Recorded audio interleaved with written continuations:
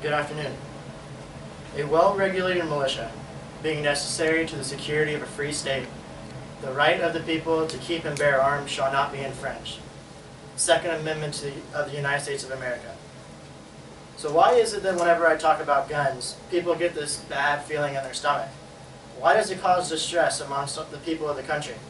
It's probably because every day that you turn on the TV, you read in the newspaper, or you walk around your community, it's almost certain that you will hear or read about a shooting somewhere across the country, and the almost immediate reaction for the push for more gun control. In the next few minutes, I will tell you about the misconceptions of gun control, the problems with gun-free zones, my recommendation, and how you can take part. Stricter gun control, and more specifically gun-free zones, are directly endangering us. We need to seriously look at how our Second Amendment right is being infringed by the push for more gun control and the implementation of gun-free zones. So let's get started. First, there are many misconceptions about guns. Most of these misconceptions revolve around the idea of assault rifles. The most commonly referred assault weapons are the AK-47 and the AR-15. But what people don't realize is that these guns function the same as your ordinary revolver, shotgun, and handguns. They are simply semi-automatic weapons that are made in some type of distinct fashion that intimidate and scare people. Guns such as the M41A carbine are fully automatic. The difference between these two guns is that the AK-47, you can shoot about 45 to 60 rounds per minute depending on the skill of the shooter. So you pull the trigger one time to get one shot.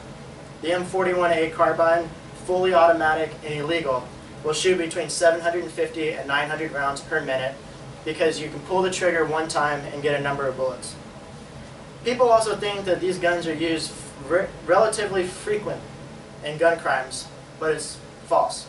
According to the Congressional Research Report, these assault weapons are used in only 2% of all gun crimes.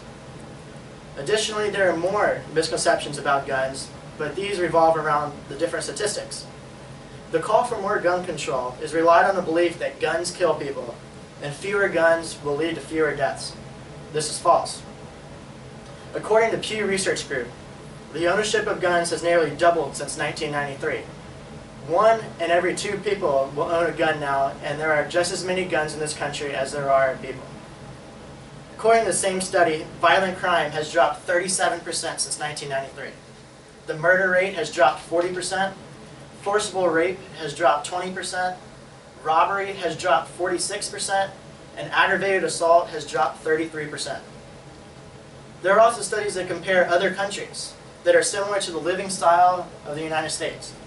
The Harvard study, with banning firearms reduce murder and suicide, studied countries around Europe. They found that Russia had the lowest gun ownership rate of 4,000 per every 100,000 people, and had a murder rate of 20.52 people per every 100,000. Finland, on the other hand, had the highest gun ownership rate of 39,000 guns per every 100,000 people, and a murder rate of a significantly lower 1.98 people per every 100,000. These misconceptions do not just stop here. The push for gun control is directly due to recent and historical mass murders because they gain more attention than individual murders. This is evident in the Sandy Hook shooting just last year. For more than a month after the Sandy Hook shooting, news reporters, talk shows, radio shows, almost everything revolved around the shooting. It was very evident that they were going to put a lot of attention on this shooting. So you can see that mass shootings will result in more focus. Mass murders are the direct result of gun-free zones. Contrary to belief, mass murders are not increasing in frequency. Gun-free zones are areas where the possession of guns are forbidden. Schools, colleges, yes, here at Eckerd College, hospitals, courthouses, and federal buildings are all gun-free zones. According to John Lott in his book, More Guns, Less Crime, all but one mass shooting in the last 50 years that resulted in the death of 3 or more people has occurred in a gun-free zone. Some of the most notable mass shootings in recent years occurred in gun-free zones where the possession of guns are not allowed. Some of these are Fort Hood, the Columbine High School shooting, Virginia Tech, the Aurora, Colorado movie theater shooting, and Sandy Hook Elementary School. Criminals and mass murderers are simply looking for the easiest way to carry out their objectives. You can take James Holmes, for instance, the Aurora movie theater shooter.